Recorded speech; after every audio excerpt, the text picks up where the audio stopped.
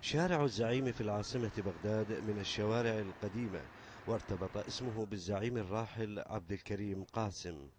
والقصة هنا ليست عن الزعيم ولكن عما يحصل في شارعه، إذ باشرت الشركات المتعاقدة مع أمانة بغداد بحفر خنادق تمهيدا لمد أنابيب مياه المجاري.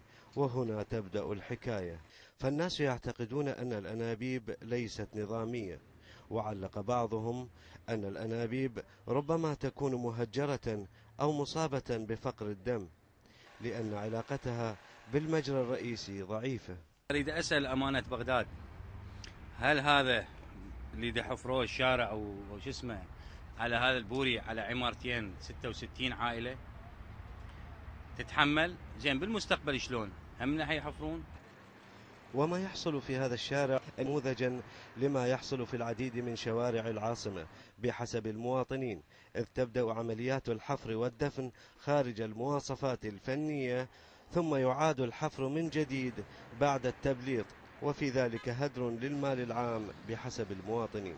أنا أسميه فساد هندسي أو فساد فني، لأن المقاول ده يبدي يحفر وينتهي بالدفن وهو بعيد كل البعد عن تطبيق كل المواصفات الفنية، عن تطبيق عقد المقاولة. وهو هذا الهدر الكبير بالأموال العراقية، لأن المقاول هو المفروض تفرض عليه شروط معينة.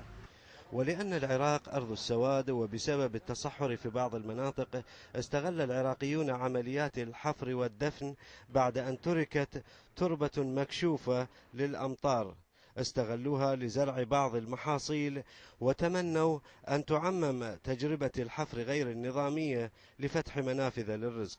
بدال المجاري سويناها مزرعة، وهاي قاعد تشوفها أنت بعينك.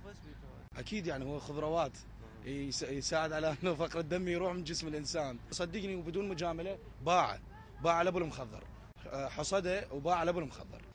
ويبدو أن هذه المفارقة ليست غريبة، والعلاقة الجدلية بين المجاري والكرفس ذكرت البغداديين بأغنية قديمة: يا الزرع البزر يزرع لنا حين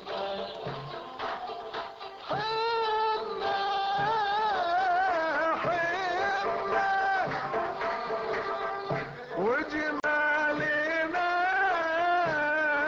غربة وعويلي وللشام ما جمل. وبما أن العراقيين برعوا في فن التحوير، والمثل الصيني قابل أيضا للتحوير، فبدلا من أن تلعن المجاري ازرع كرفس. فلاح الذهبي، الحرة، بغداد.